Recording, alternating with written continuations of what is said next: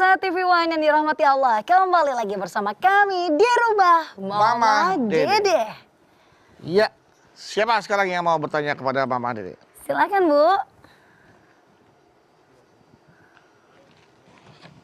Assalamualaikum warahmatullahi wabarakatuh. Waalaikumsalam warahmatullahi wabarakatuh.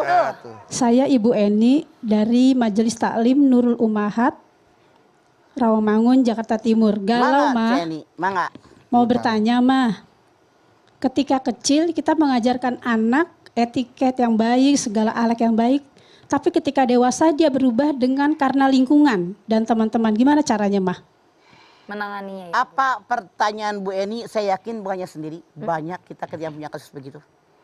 Yang berikan warna kepada seorang anak ada 4 faktor. Faktor keluarga, faktor sekolah, faktor lingkungan, tontonan dan bacaan. Di rumah dididik baik banget dari A sampai Z. Baik tuh anak nurut, anak mama, anak manis. Masukkan ke sekolah yang islami. Dididik oleh ibu-ibu gurunya. Pinter bacaan Al-Quran, pinter murotal karena dia baca terus. Doa-doa, akhlaknya baik. Apa ini bisa menjamin? Belum tentu, kata Bu Eni. Lingkungan. Lingkungan sangat dominan berikan warna kepada anak. Kalau anak masih SD, sekupnya kecil. SMP masih kecil. SMA, kuliah apalagi. Antar pulau tuh anak-anak kita teman-temannya. Yang budayanya berbeda, bahasanya berbeda, gayanya berbeda, latar belakang mereka berbeda. Bergaul nih. Makanya Rasul mengajarkan seseorang dinilai oleh orang lain tergantung agama sahabatnya. Rasul mengajarkan hati-hati kalian punya teman. Karena diri kalian dinilai siapa teman kalian. Rasul pun mengatakan kalau bersahabat dengan tukang minyak wangi, walaupun tidak membeli minyak wangi, minimal mencium baunya.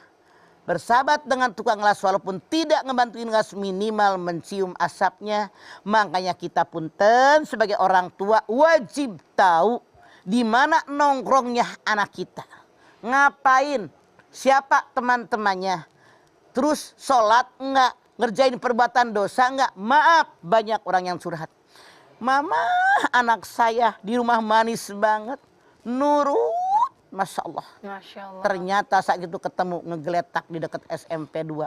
Tabarakallah, na'udzubillah. Kenapa? Salah pergaulan. Apalagi yang keempat, tontonan dan bacaan. Sekarang di gadget, di HP, ya Allah. Yang dibaca, yang ditonton macam-macam, bisa-bisa mereka menirunya. Banyak kejadian yang terjadi, anak-anak berantem gaya gladiator bawa kurit, lihat kemarin yang di Bogor, datang SMP. Gara-gara mereka nonton HP. Yang di Rawamangun saya nonton di TV, saya kan punya TV Bu. Itu anak 4 tahun nonton Superman, dia mengira manusia bisa terbang, dia loncat ke jendela apartemennya, mati 4 tahun. Aduh, 4 tahun ya. Karena apa? Tontonan yang mereka lihat. Makanya kita harus berikan pengawasan kepada mereka, hati-hati.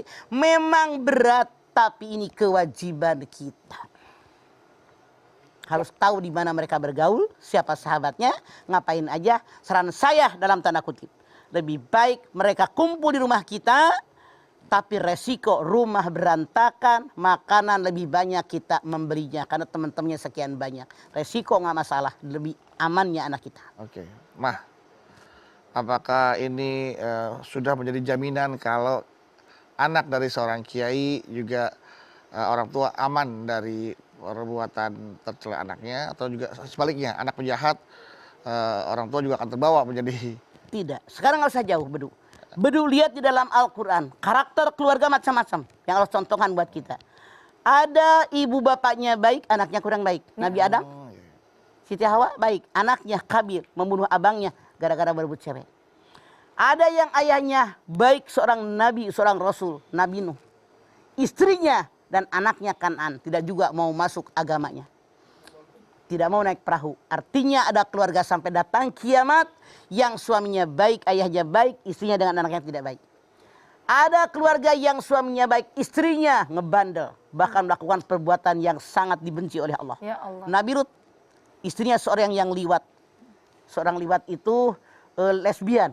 Ya Allah. Kemudian Siti Asyah, suaminya Fir'aun mengaku Tuhan. Artinya ada keluarga dalam masyarakat kita yang istrinya hebat, imannya mantap, imannya kuat, tapi suaminya sangat menyebalkan, bahkan arogan mengaku Tuhan.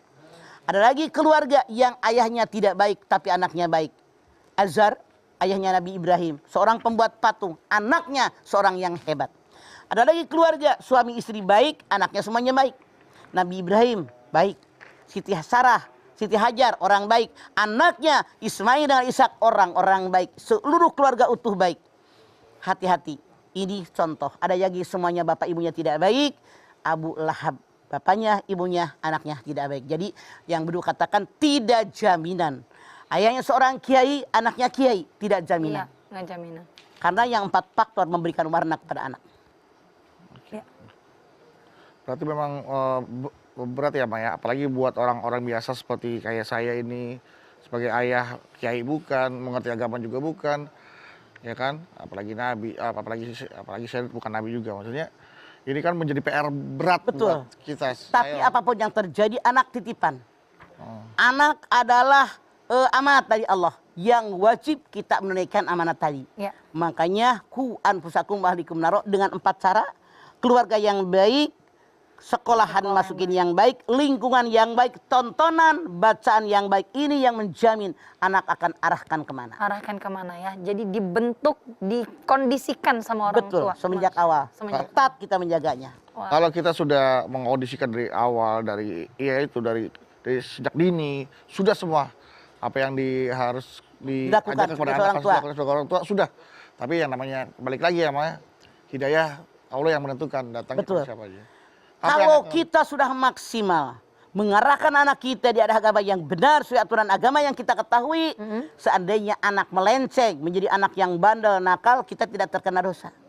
Tapi seandainya, maaf dalam tanda kutip, kita ngajarin anak sekedarnya, biarin deh, udah gede ngerti sendiri. Iya. Biarin deh, yang penting saya ngasih makanan, pertemuan kita kurang, makanan tercampur, yang halal dimakan, yang haram dimakan. Kemudian kata-kata dari mulut emaknya juga kadang-kadang kata-kata yang buruk, bandel banget, bengal banget. Ngelawan mulu, hati-hati, ini adalah senjata yang akan menghancurkan anak-anak kita.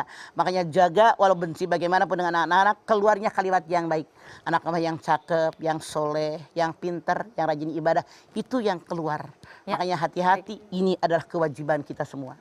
Masya Allah. Mama, nanti kita lanjutin lagi ya, Ma ya. Ibu-ibu, nanti kita lanjut lagi. Bagi yang mau bertanya sama Mama setelah pesan-pesan yang melewat berikut ini. Jangan kemana-mana pemirsa, tetap bersama kami di Rumah Mama Mama Dede. Dede.